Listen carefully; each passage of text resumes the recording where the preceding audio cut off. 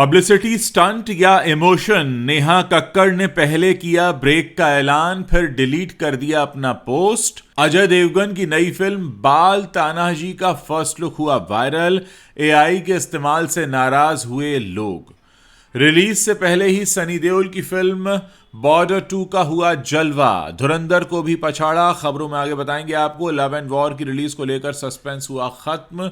2027 नहीं 2026 में ही सिनेमाघरों में आएगी संजय लीला भंसाली की फिल्म। धुरंधर की सक्सेस के बावजूद अक्षय खन्ना की रेस 4 से हुई छुट्टी, प्रोड्यूसर ने बताया पूरा सच। और रश्मिका मंदाना ने सिकंदर के फ्लॉप होने की बताई वजह, बोली शूटिंग के बीच बदली गई थी फिल्म की कहानी। नमस्कार दोस्तों, आप देखना शुरू कर चुके हैं Bollywood top headlines of the day. तो चलिए अब आपके सामने इन्हीं खबरों को थोड़ा डिटेल में रखते हैं। सिंगर नेहा कक्कड़ अपने गानों को लेकर चर्चा में बनी रहती हैं, लेकिन इस बार वो किसी गाने को लेकर नहीं बल्कि अपने सोशल मीडिया पोस्ट को लेकर इंटरनेट पर चर्चा में आ गई हैं। दरअसल उन्होंने एक इंस्टाग्राम स्टोरी शेयर की थी जिसे उन्होंने कुछ ही मिनटों के बाद डिलीट कर दिया।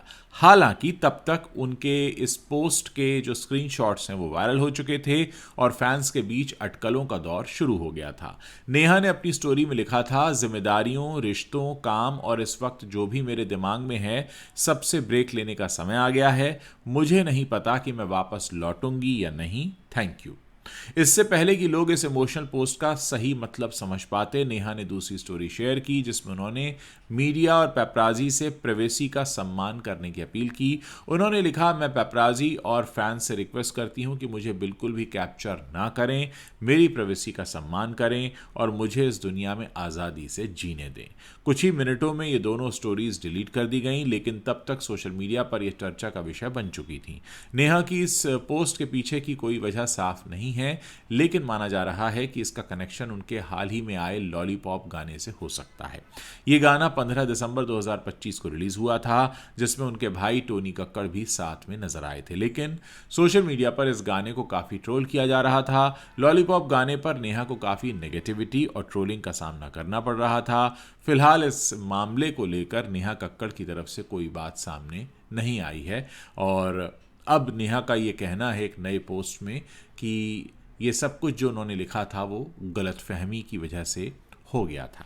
2026 के शुरू होते ही अजय देवगन ने अपनी अपकमिंग फिल्मों पर काम करना शुरू कर दिया है। इन दिनों अजय देवगन अपनी अगली फिल्म दृश्यम 3 और धमाल 4 को लेकर सुर्खियों में हैं। इन दोनों के अलावा अजय देवगन की एक और फिल्म पर चर्चा भी हो रही है जो कि एक सीक्वल है। कुछ वक्त पहले अजय देवगन ने अपनी साल 2020 में रिलीज हुई फिल्म तान्हाजी की 6th एनिवर्सरी पर इसके सीक्वल को लेकर एक अनाउंसमेंट किया था, जिससे फैंस काफ़ी एक्साइटेड हो गए थे। अजय देवगन ने इस फिल्म के सीक्वल का नाम भी रिवील किया है जो कि बाल तान्हाजी रखा गया है।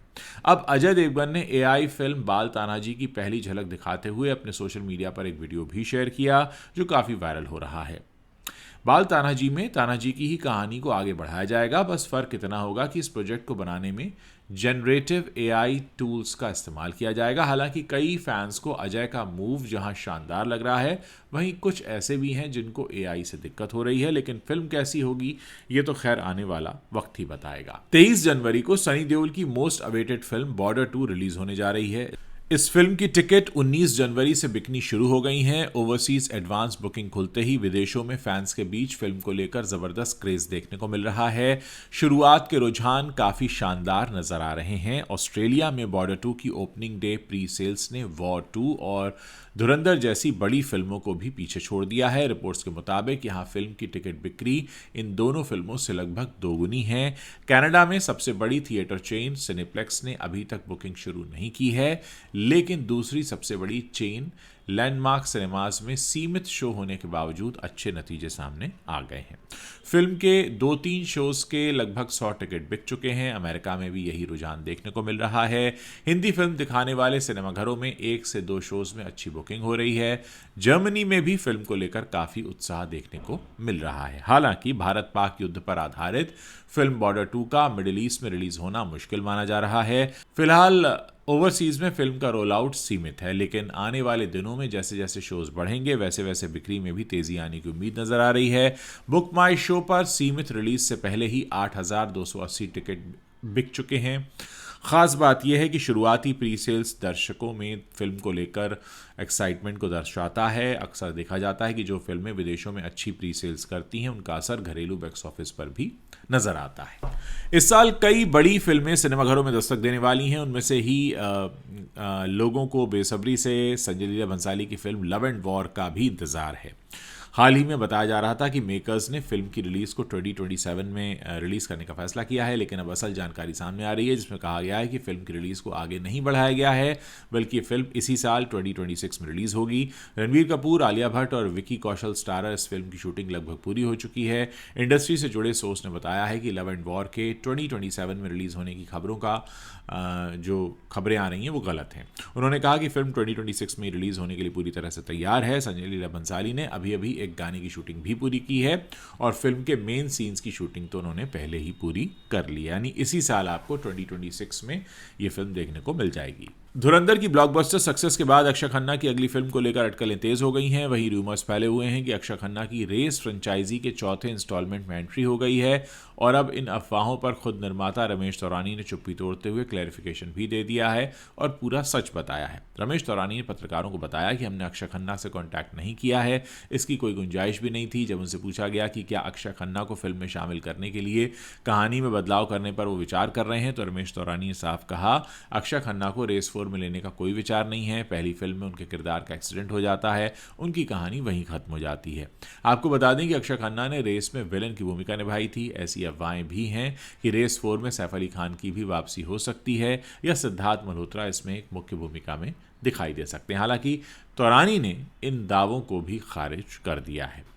सलमान खान और रश्मिका मंदाना स्टारर फिल्म सिकंदर साल 2025 की सबसे बड़ी फ्लॉप फिल्म थी। सलमान खान की फिल्म सिकंदर ने बॉक्स ऑफिस पर बेहद खराब प्रदर्शन किया और फिल्म की लागत तक ये निकालने में नाकाम रहे। अब फिल्म की हीरोइन रश्मिका मंदाना ने फिल्म के फ्लॉप होने पर बात की है। रश्मिका ने हाल ही में पत्रकारों से सिकंदर के बारे में खुलकर बात की। उन्होंने फिल्म के बारे में बात करते हुए कहा, मुझे जब मुरुगदास सर ने स्क्रिप्ट सुनाई थी तब वो वाकई काफ़ी अलग थी। बेशक बाद में जो हुआ वो अलग था। आमतौर पर फिल्मों के साथ ऐसा होता है, जब आप कुछ सुनते हैं तो वो एक कहानी होती है, लेकिन फिल्म बनाने के दौरान परफॉर्मेंस, एडिटिंग और रिलीज के समय चीज़ें बदल जाती हैं। फिल्म बनाने की प्रक्रिया में बदलाव बहुत आम बात है। सिकंदर के साथ भी ऐसा ही हुआ था। आपको बता दें कि सिकंदर के फ्लॉप होने के बाद फिल्म के डायरेक्टर AR मुरुगदौस ने भाषा और सलमान खान को इसके लिए जिम्मेदार ठहराया था। उन्होंने अपने एक रिव्यू में कहा था कि बड़े स्टार के साथ काम करना आसान नहीं होता है। दिन के सीन के लिए भी रात को शूट करना पड़ता था क्योंकि सलमान रात 8 बजे ही सेट पर आते थे। हम लोगों को सुबह शूट करने की आदत है, लेकिन हिंदी फिल्म इंडस्ट्री में ऐसा होता नहीं है। और लैंग्वेज पर, भाषा पर बात करते हुए उन्होंने कहा था कि अपनी मातृभाषा तमिल में काम करना मेरी सबसे बड़ी ताकत है, क्योंकि मुझे पता है कि यहाँ क्या काम करता है। सोशल मीडिया पर ट्रेंडिंग कैप्शन और डायलॉग का इस्तेमाल करके जो युवा ऑडियंस है उसको लुभाया जा सकता है, लेकिन मैं दुर्भाग्य से बाकी की भाषाओं खासकर हिंदी में काम नहीं कर सकता। वहाँ फिल्म की सफलता के लिए मैं सिर्फ स्क्रीन प्ले पर ही डिपेंड रह सकता हूँ। मुरुगदौस ने इन आरोपों पर सलमान बिग बॉस 19 में भी रिएक्शन दिया था जब मुरुगदास ने सारी बातें कही थी, और उस वक्त सलमान ने मुरुगदास के बारे में कहा था कि वो देर से आते थे क्योंकि उनकी पसली टूटी हुई थी और उन्हें जान से मारने की धमकियां मिल रही थी, जिसके कारण उन्हें सुरक्षा की ज़रूरत थी।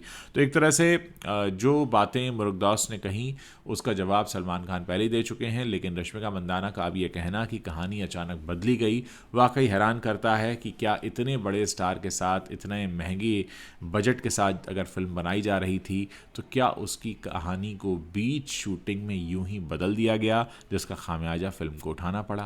तो दोस्तों, ये इस वक्त की बड़ी खबरें हैं जो इस वक्त इंटरनेट पर छाई हुई हैं। उम्मीद है आपको ये वीडियो पसंद आया होगा और इसे आप अपने दोस्तों के साथ शेयर ज़रूर करेंगे।